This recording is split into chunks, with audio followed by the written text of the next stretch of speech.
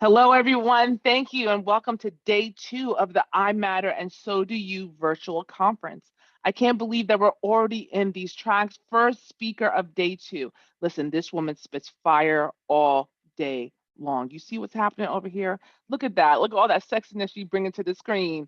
Big Shirley Ann Felder. I'm going to let her introduce herself to you, but I'm going to let you know once you hear her speak, you will be a fan.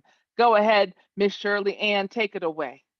Well, good morning, and hello, everyone who is here and everyone who's going to hear the replay.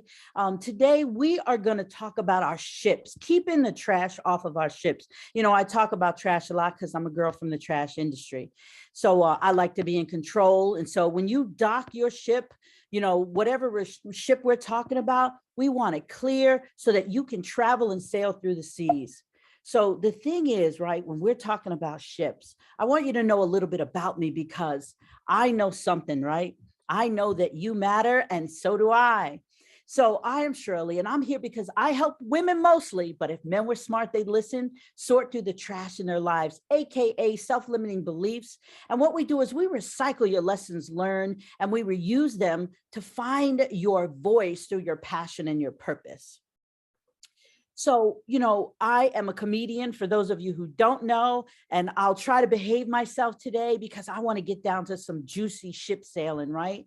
I'm a #1 best-selling author. I am an inspirational, motivational speaker and leader, and I've spent 29 years as an entrepreneur, making a check for myself and many other people, changing my life.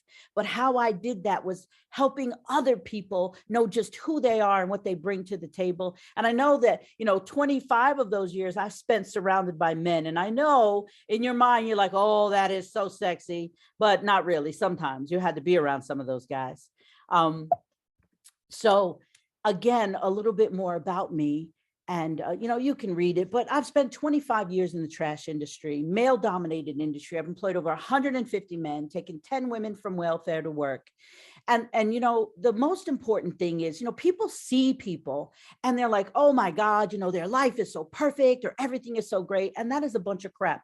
We are all sailing through all of the same seas, just at different times, different places. So what I do is I like to help women like me. You know, at one point we feel good. We know we bring something to the table, but we're uncertain. We're shaky. We've got that self-limiting belief stuff or the stinking thinking, I like to call it, since I come from the trash industry, right? You know, and then we're happy. We feel like we've got everything we need, but there's something missing and there's something sad inside of us. And we spend time around so many people. Oh, we have so many friends, so many great things, but we still feel lonely, right? And we're passing judgment on ourselves. And so we feel like we're passing on other people, but we're really judging ourselves and comparing ourselves. But there's something unique inside of us. And that's when life starts to get really sexy. So today we're going to talk about your ships, right? Your relationships, your worships, your hardships, your entrepreneurships, and then your ownership. Because let me tell you something. Every one of those ships, we need to sail through this thing called life on this journey that we're on. And if any trash is on those ships, weighing it down or poking holes in it, guess what? Our ship is sinking. And none of us want a sunk ship, right? So first, I'm going to stop pushing buttons and we're going to go to relationships. You know, relationships, there are many types of them, right? Our interpersonal ones, our love affairs, our families, our friends, our work environment. There are different relationships. But the thing about relationships and the thing about you knowing who you are and what you bring to the table at every point in this life is relationships need some boundaries. So you have to teach people how to treat you. That is the magic ship, the magic thing about this ship. You have to teach people how to treat you. So that people, when people see you, they're like, man, I know when she does this, she carries herself this way. I've never heard her do this. You know, it's like if I went to a diner somewhere and people knew me and I'm out at a restaurant and someone says, oh, Shirley, would you like a beer? I don't drink beer because people will never see me drink beer. Now I might have a mixed drink, but I'm not going to drink beer. So you teach people through your actions how to treat you. But, you know, our relationships are very, very important. So, you know, the relationship that you have, is it strong with yourself and others? You know, Where do you put most of your time into, and why? Do you put it into your time with your relationship with other people, or do you know who you are, and do you know how to treat you and care for you? Because the thing again is, as we go out into this beautiful thing called life, this world, right? If you go around and say, well, hi, I'm Shirley, and people don't believe that, right? But when you say, hello, my name is Shirley, and you speak with conviction, right? Then people understand who you are, and you know who you are. So you have some certain expectations of what you want to get out of this life. And some of us spend all of our time trying to make other people happy when inside, remember what I said, I'm looking to share this story with people who are like me, happy but sad. You feel sharp and you know some things, but you're, a little shaky, uncertain, stinking thinking, second guessing, right? Because that is unnecessary trash on your relationship ship. And we need to learn how to get rid of it. Then the next thing we're going to talk about is worships. Now, whoever your God is, bless you. I pass no judgment, right? But I'm always keep it real. I grew up Southern Baptist. I grew up in churches, going to churches where folks will tell you how to dress, but then they looking down your shirt, right? Folks will tell you what to do, but they got babies on the side doing all this other stuff. And God doesn't, I don't care who your God is. He or she doesn't care how you dress, how much money you put in the tray. They care how you treat people. They care what you do in this society, this community that you live in. Now, I'm not only talking about church though, people, right? Who or what are you worshiping? What are you spending time on trying to do or be like? If you're worshiping the Kardashians, we need a moment of prayer for you, right? Because their life is crazy, but that's good for them. I often argue with my young men. I've raised 7 children, 4 young boys I adopted, and they want to listen to all this crazy music about being in the hood and stuff. They ain't never been in the hood. They grew up in the country of upstate New York. What do they know about the hood? Right? But they're so worshiping, that fast-paced life, and they got all the women. They have all the problems with those women too, right? So we need to think about who and what we're worshiping. Before COVID, we were worshiping the rat race, like go get that money or go get that bag, make that money. Yes, we need money, right? Because money gives you choices and options. It doesn't give you this great world you see other people living. It gives you choices, right? Now, what you do with those choices determine the kind of life you have, right? And how happy or sad you are, and how you should or shouldn't please people or care about it. But people get caught up in chasing the bag. And when COVID hit us, we were at home and we were sitting with ourselves. And some of us was like, ooh, I need to fix this up in here because I'm worshiping the wrong things. I didn't even realize that life is passing me by. And all I do is get up, drink coffee, race to work, go to work, be annoyed, come back home, rush, fix dinner, eat dinner, buy dinner, feed the kids, feed the spouse, go back to bed, or go to the second job. And that's all we weren't put here to do all of that. So we have to reevaluate what we're worshiping and why we're worshiping it, right? And then hardships. Let's talk about hardships. Again, I pass no judgment. But what I speak of my own experience, right? And I speak of the experiences that I've sat in front of women all over the world as I've traveled and listened to their beautiful, amazing, and powerful, and in some cases, heartbreaking stories. But in spite of, they became winners and survivors, right? But we get this hardship thing a little twisted. So let's talk about that, right? Because do we really have hardships? Like, what is a hardship? Some of us Americans, I'm going to say that, we're a little spoiled. Oh, if I can't get what I want, it's a hardship. No, that's not a hardship. There's some real hardships. Visit some third world countries or visit some poverty-stricken areas in each and every one of our states in the United States, right? So the thing is, what really is a hardship? And when we talk about hardships, what are we suffering from? Guilt, shame, fear, comparisonitis. I like that word. That's my word. Is that really a hardship? Right? Or are we now spoiled? And it's just, I'm used to having this, but I don't have it anymore. Or I'm not quite familiar with things being done this way. This is the way I used to do it. Or that stinking thinking, I can't, I'm too old, I don't know, I'm not smart enough, pretty enough, thin enough, tall enough. Those aren't hardships. You know what that is? You're talking to the trash queen. That is stinking thinking. That is absolute trash. And so let's really down. There are some people who, during COVID lost their homes, lost their jobs, things were hard. Those are hardships. Those are hardships. But, we deal a lot with guilt and shame and fear and comparison. So get that stinking thinking, bag up that trash and get it off, because that is not a hardship. And when we start to, realize that these aren't hardships, but what we now have is opportunity ships.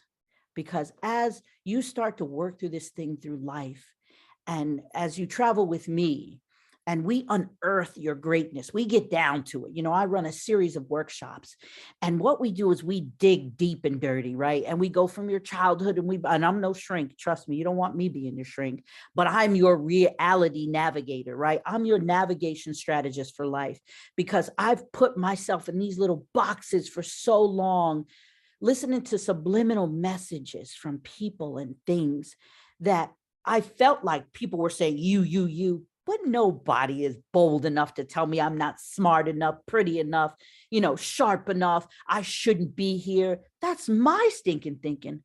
How many of you have that kind of stinking thinking, right?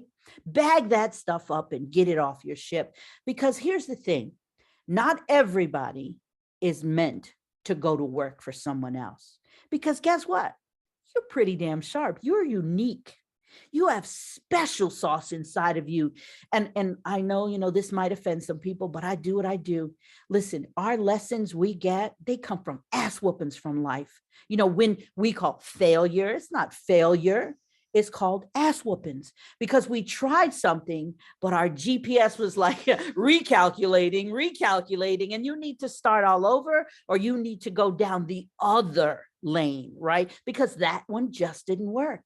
But then there's some of us that we've always got things cooking, right? Like, I want to make something. I want to build something. I have a problem to solve or fix for people. And you take those ideas and you create business and opportunity. And that's what I did. What happened was, I used to work in the hospitality industry because I live in upstate New York, called the Catskill Mountains. And at one point, this had over 90 hotels and resorts. And then I moved away when my mom passed away. And then when I came back, I was like, I'm not really into this hospitality thing, but I don't have a choice. And then I learned the power of customer service.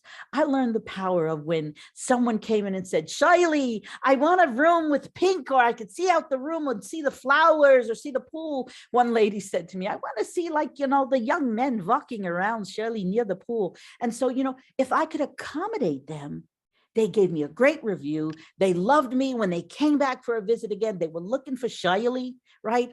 And that's how I realized that I could fix and solve problems for people if I just listen. Because if you ask people questions, they will tell you their pain points. They will tell you what's wrong or what they're looking for, because we're all here looking for something.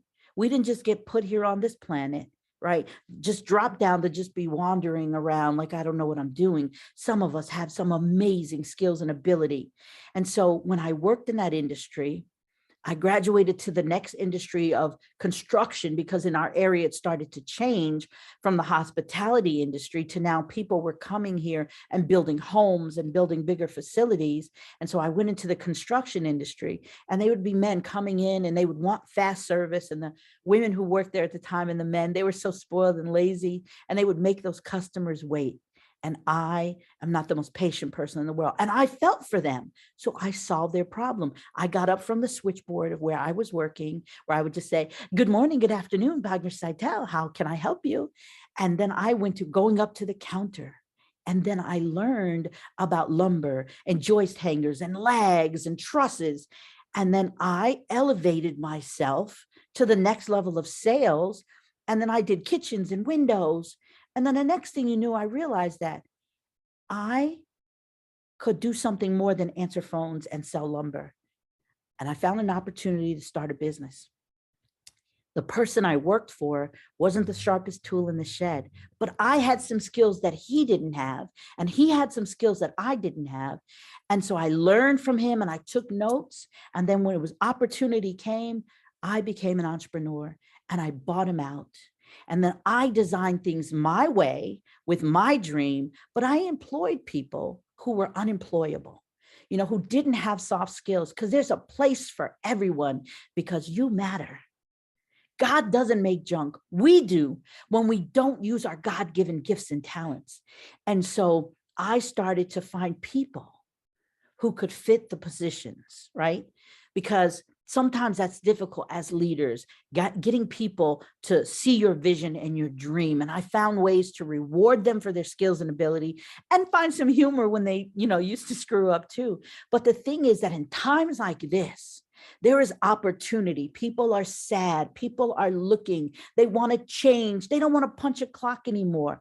What can you create or solve or invent or find that someone's doing but not doing it well, that you can capitalize on and create your entrepreneurship?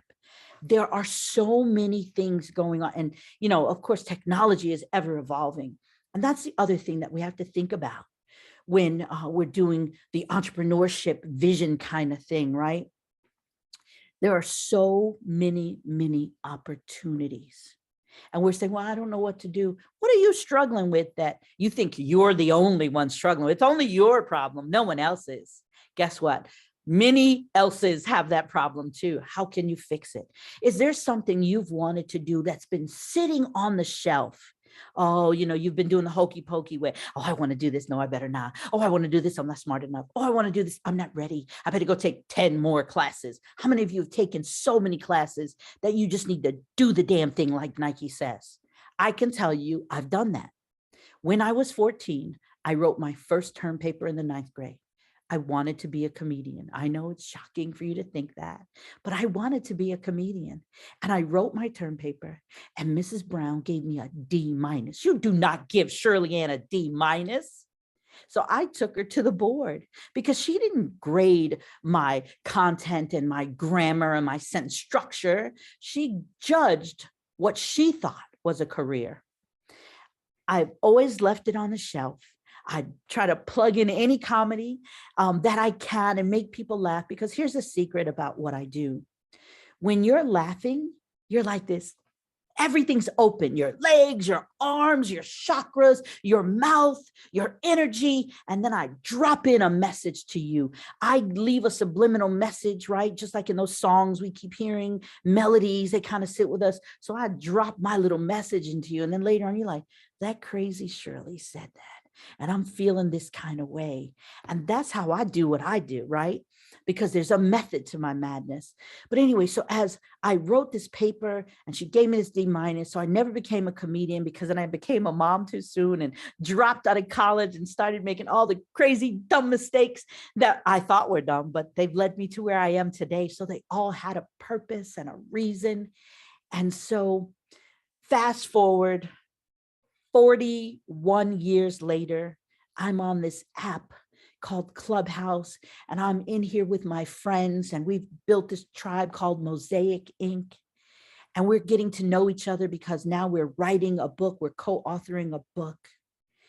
And here is what they said. Tell us about a dream of yours, Shirley. So I'm laughing it off. And I said, well, when I was 14, I wrote this term paper and I wanted to be a comedian, and I got a D-. But, comedians were broken. I became a mom at 21. So I left that career alone. 4 days later, I get a phone call. I looked down and I was like, I don't know that number. I'm not answering. I said, you better answer it. So I answer it. And she said, oh, so hi, I was told you want to be a comedian. So I need your bio, your blah, blah, blah, blah, blah. And you're on stage October 20 something. And I'm looking at the phone and I'm like, what the haystack? And what I realize is that never give up on your dream and share your dream with people, because somebody might have an opportunity or a few little screws that you need to finish building that dream house. And so I became a comedian 41 years later. So what's on your shelf that you can take off, that dust off, and make the life that you desire, the life you've been dreaming about, giving yourself choices? And that's what entrepreneurship does. But if you start saying, oh, I'm not smart enough, oh, no one needs this, but if it's a problem, you're not the only one with it, so solve it. So that's the power of entrepreneurship. Now let's talk about ownership. You know where I'm going with there. You got to own your shit on your ship. You are where you are today because of the choices you made, not something someone forced you to do. Let's be real. Let's keep it real. It's so much easier to blame other people, right? You said this person did, my ex, my parents. At some point, you've got to take the wheel of this ship and say, damn it, this is my ship. And at the end of the day, when everyone's gone, you're on that ship alone, and you need to be good with yourself on that ship. So you have to own up to your stuff, right?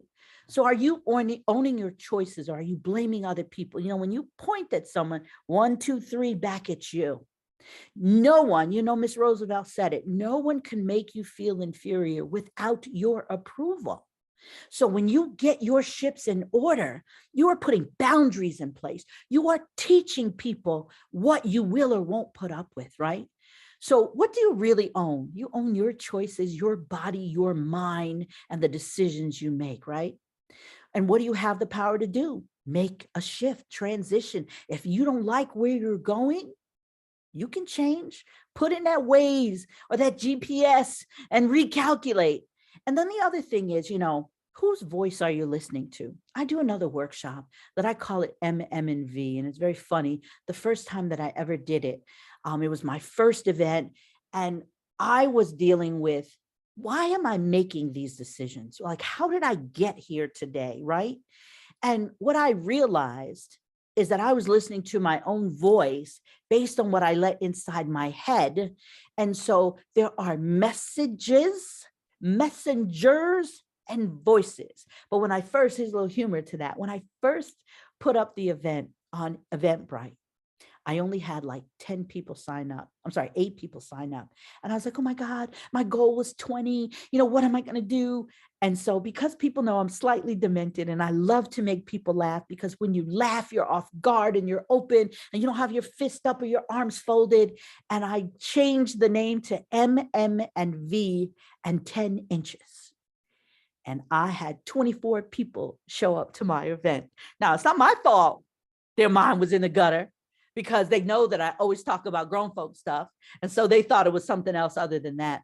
And I went through the whole program. And at the end, you had to see everybody's face look at me. And they're like, and I'm like, what? Did I say something wrong? And they were like, well, what about the 10 inches? And they were all tight and angry. And I was like, oh, the 10 inches. And they thought it was going to be something perverse. And I told them about this, that there was this town. And every Thursday, they would stock the river with fish, and people would go fish to feed their family. So one day, this young boy is walking by this older gentleman, and he sees he's catching big fish, and he keeps throwing them back in the water and taking the small ones. So he went over and he said, sir, he said, why aren't you keeping the big fish? You can feed your family for days, weeks, and months. And he said, oh, son, he said, I only have a 10-inch pan. And I was talking about self-limiting beliefs and not painting with a bigger brush and seeing the world as bigger than it is. And so, you know, you wonder, whose voice are you listening to? Because no one, again, I'm going to say it, no one again is saying, you know, once in a blue moon, you get the crazy drunk uncle or the somebody who has nothing. So they put their business in your business because they don't have a business. And they'll say something. But for the most, we're listening to our own inner voice because we're afraid. Guess what? We're all afraid. We're built that way. Our brains, when we're little, is built to protect us, you know, from something hot or bad or unsafe, you know, or the candy man, whatever it is. Our brain is built to protect us. And as we grow and we get older, we have to say to our brain, hey, I run this ship. I've got this under control. And you have to shut down that fear and remind it whose shoes you're in. Remind it that God doesn't make junk, that you are brought here with skills and abilities and talents way beyond, right? And then when you think about all these ships we've talked about today, your relationships, your hardships, right? Your entrepreneurship and the ownership that you're taking, right? Think about this. If today, one thing you can do today to take back ownership of your life, which ship needs most work? And where would you start, right? What one thing would you start? Which ship would you work on? Why, right? And what would you like to come of it? And that's how you start getting your ships in order. So, I said that what I like to do is help women like me, right? Because I'm the professional at who I am, get to where they want to go, feel the way they want to feel, and live the life of their dreams. And I help them do that by unearthing their greatness, digging through this trash, right? This journey, their experience, finding their special sauce, and then applying it to the life that they see. And so my purpose passion statement is my purpose is to use my humor to deliver authentic messages, to motivate and inspire people to build strong relationships and much needed self-love and respect for others. And when you realize that you matter, and so do the other people, because you've been assigned people, in case you didn't know. People just keep popping up, a certain type of people. Guess what? They belong to you. You have special gifts. Stop selling yourself short, because you are amazing, right? And these are a few of my quotes or mantras that I like to use. I am the master of my fate, and I am the captain of my soul. The same wind blows on us all, the wind of disaster, opportunity, and change. Therefore, it is not blowing off the wind instead of the sails. So I want you to understand that everybody has shit hitting the fan for them. You are not so special, right? Don't give yourself that ugly credit. You are not so special. It's not just happening to you. It's happening to other people too. Now, how can you help yourself so that you can help others? And if you can't help yourself first, because I have to tell you, I operate sometimes in reverse. I hear people with a problem and they're struggling, and I'm like, I can help them. And what I realize is that when I help someone else, I grow a couple of inches, and I go from this to this to this to this. So if that's what you're meant to do, help people, damn it, go out there and help people, right? And ships in harbor are safe, but that's not what ships are really built for, right? They're meant to go out there and get beat up a little bit. Everyone thinks of changing the world, but no one thinks of changing himself. That's a quote, but if I wrote it, it'd say herself. So if you have any questions, feel free to ask me anything you want. But I want you to know that not only are you special, you are amazing. And you matter because you were put here for a reason. And the sooner you know that, the better you will be. Thank you very much. If you have any questions, please feel free to ask me. Shirley, that was amazing. I do have a question for you.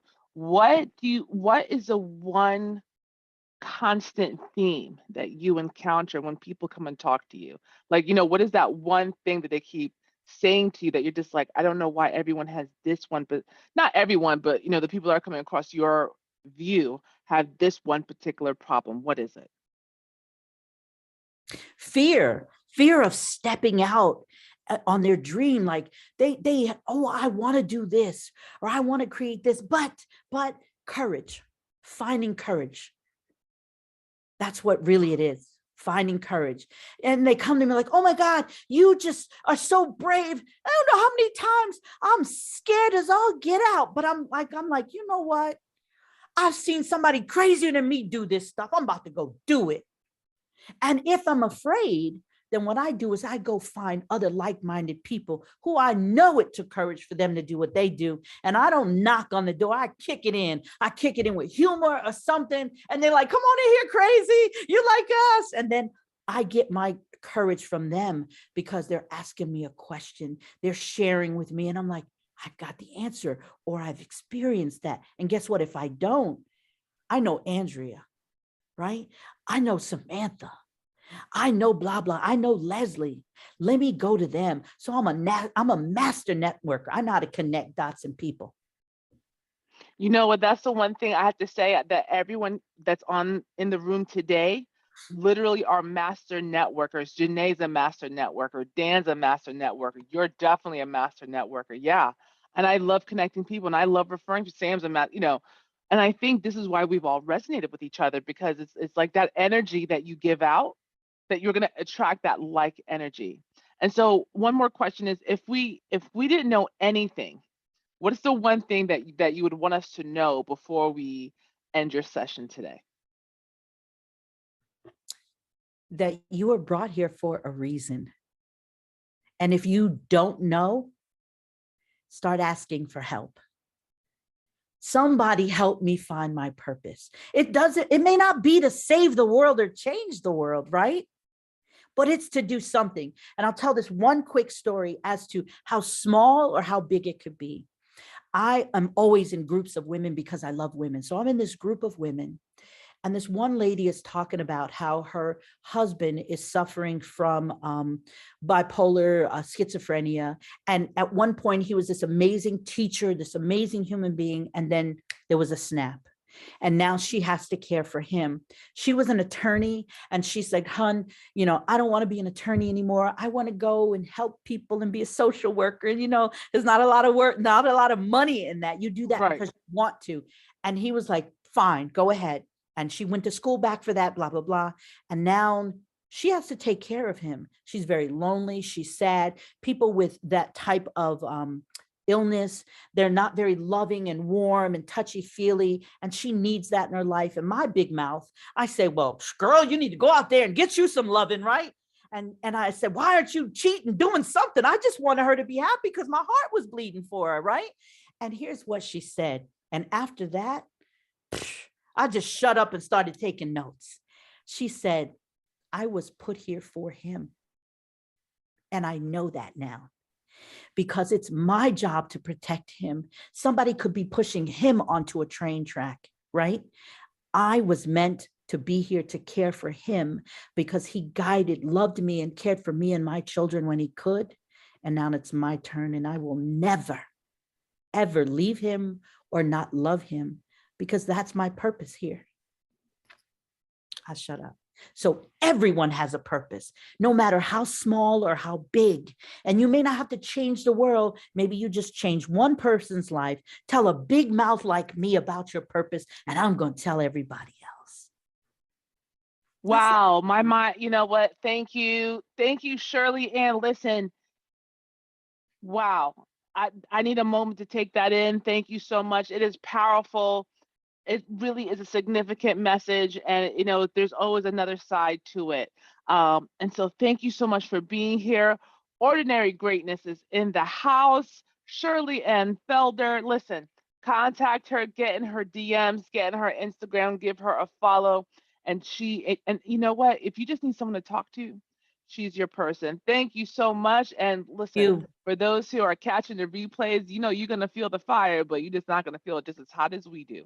All right. Thank you so much. Now, how do we, whoops, hold on.